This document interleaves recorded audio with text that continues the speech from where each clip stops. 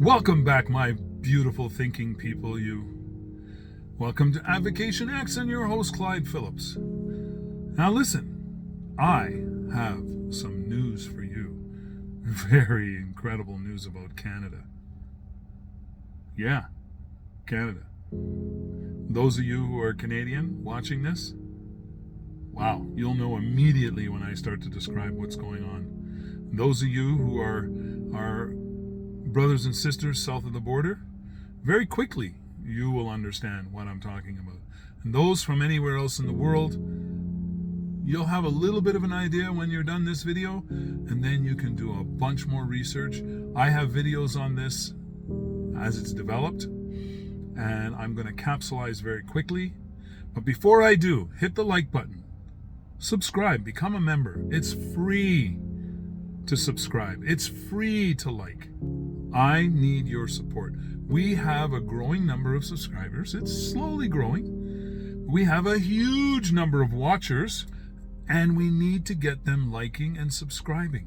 So, you want to bring new members in? Bring them in. I welcome you all.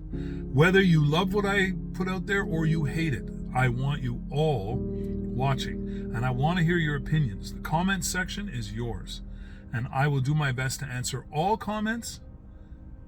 And I will do my best to make sure there's content that can help you decide on what you'd like to comment or which way you'd like to make other decisions. It's only information, and it's my opinion, for the most part. Way back in the day when we were all having a wonderful life and everything was doing just beautifully, we had no worries, no cares in the world. And most of us didn't give two shakes about any stupid little things that were going on. And then people decided to bring a problem into our lives. And I say that sincerely. They decided to bring that problem to us. They paid money and man hours to bring that problem to us. It is now out for everybody to see and listen to. This was no accident what they did. And then they forced us, twisted our arm, put us in headlocks, smashed us to the ground, and actually they did some of that in Australia and other places. They actually did that. What a world we were living in when these people decided to bring us their problem. And then made it our fault, and that we had to do as they said. Otherwise, we were just worse than nothing. We were worse than the dung on the road after a dog has squatted and like, I could not believe what was going on. And the people who turned on their own family members, their own friends, their own co-workers, their bosses, you kidding me? You know how you people are, you get in a union and you call each other part of the Brotherhood? Yo, brother, yeah, we're part of a brotherhood. We're strong together. Oh, not now. Oh, no. Get away from us. We don't want nothing to do with you now. Oh, no. You're not doing what we're telling you to do, so we don't care about you anymore. Wait a second. I thought yesterday I was part of your brotherhood. Wow, how quickly you people change. If you're one of those people who changed, I hope and pray for your sake, not for ours or anybody else's, that you have had a change of heart, that you now know that your family and friends are your family and friends, your co-workers are your co-workers, and if you don't back them all the way to the end, don't call them your brothers. Don't call it a sisterhood, a brotherhood, or whatever. No, you're nothing. You're just passing ships in the night. But if you had that change of heart and now you realize you should have been there for your fellow whatever, then I'm with you. No, seriously. And if you're not willing to have a change of heart, I'm still with you, but I'm not going to follow you. Because your example is not one that I wish to be associated with. I wish to be associated with people who lead by example. That's it. Lead by example. If you do that, you have my utmost respect. Hey, wait a second. Did I just say that? Yes, I did. But let me add to this.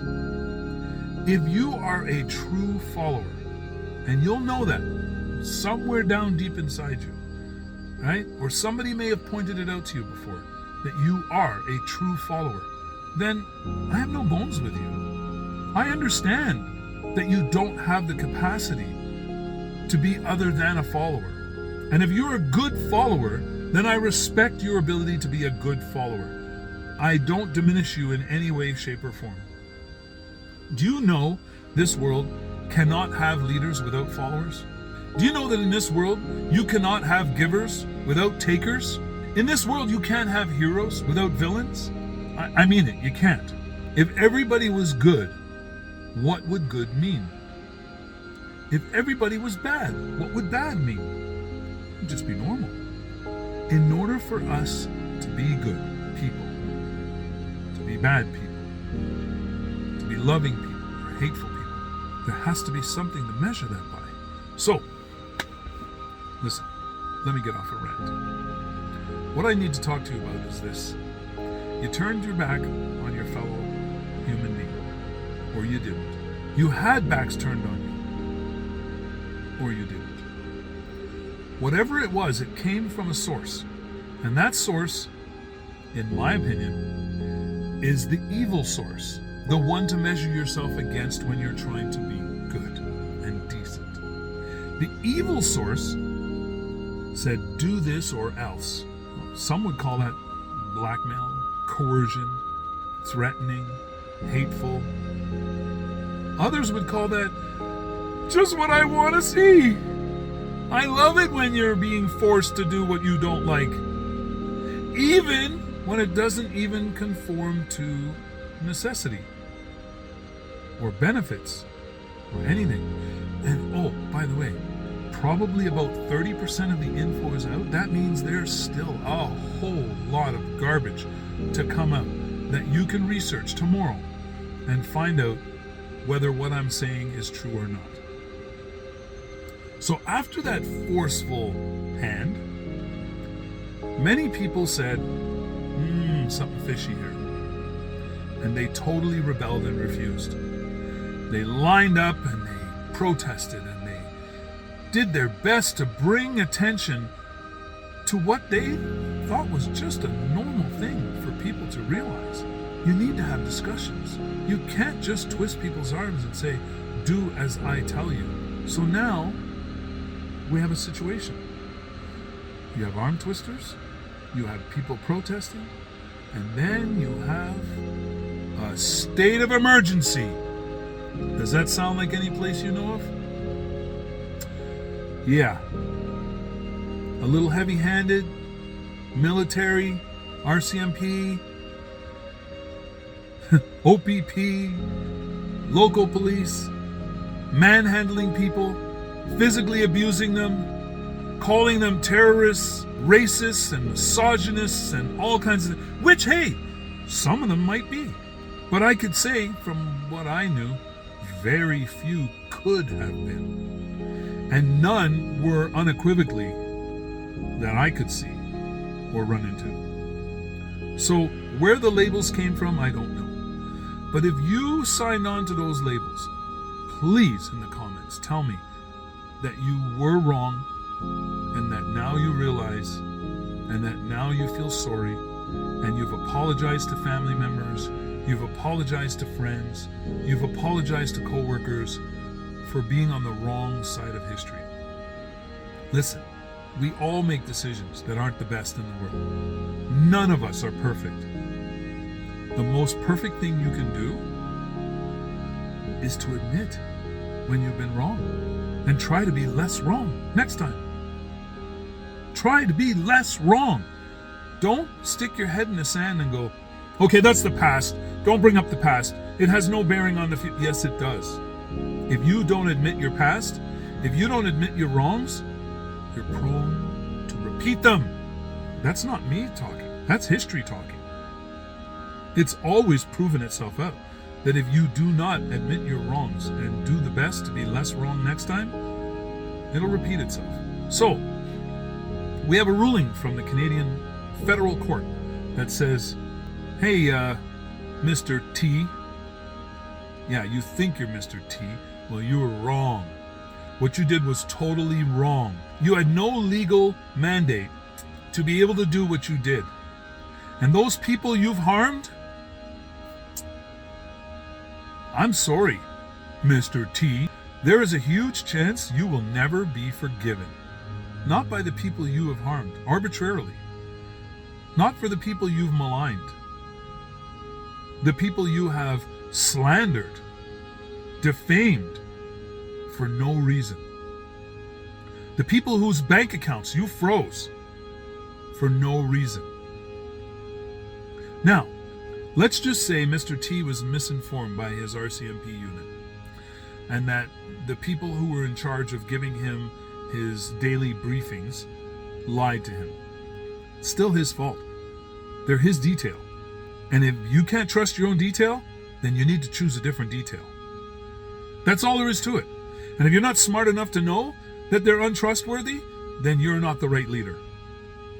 So either you accept this responsibility on your own, fully and wholly, or you're telling us that you're not a good leader and that you should be ousted. And as far as I'm concerned, those people who are calling for your resignation are right. Resign. Yesterday. You are not wanted. You're not needed. You are nothing but a detriment to this country. Now, I'm sure you all understand what I'm talking about here. There are certain things we're not allowed to say, even now. Even now that it's all over. Even now that it's pretty well innocuous. It's like a miniature little cold. Even now, we can't say these things. You're kidding me, right? And you people are condoning this? Any of you people that are condoning this, I hope and pray that you have a change of heart and that you turn around and start to realize and become less wrong next time. Anyway, I wanted to get this out to you because it was breaking news in not so distant past. And it's something that we should be celebrating. That the court system is actually working. There are some court officials who will stand up to a bully and say, no, we're not going to side with you, even though we're a little afraid that you might do something like change the whole Constitution and take away all of our powers. We're still standing up to you. There are some out there. Thank your higher power that now there's so much evidence that shows it was created. There's so much evidence that shows that it was planned. There's so much evidence that shows that they knew it was coming and they were ready for it. And that's why you were forced to take a remedy that wasn't a remedy. Now, why were you forced to take that? If I was a scientist and I made something that didn't work, why would I force everybody to take it just to show that I was totally wrong? That doesn't make any sense, does it? But guess what? If there's another reason for it, you were already on the train. If I already have you already on the train, now I don't care what information comes out. I've already got it in you. I've already got my money. Some people say they're woke. I don't like that term woke because it doesn't mean much. But if you are actually awake, then things are going to seep in. And when they seep in, your mind is going to churn. And as it churns, it's going to spit out straight facts. You're going to have so much better ability to be less wrong next time. Anyway, folks, I needed to get that out. Hit the like button, subscribe, become a member, share this video with everyone you know. We need to all become awakened. And it's not a term that should be posted on a wall. That's not a term you should wear on your forehead. Being awake is not being woke. Being awake just means you're aware of your surroundings and you're not easily fooled. So, folks, remember, we never give up. We never give in, but we keep an open mind because with an open mind, we gather knowledge. And knowledge is the only power we're ever going to have. So don't give up your power. gather knowledge, do your own research, go deep, go deep. And remember, stay safe, stay healthy, and above all, stay as happy as humanly possible. And until next time, love you all.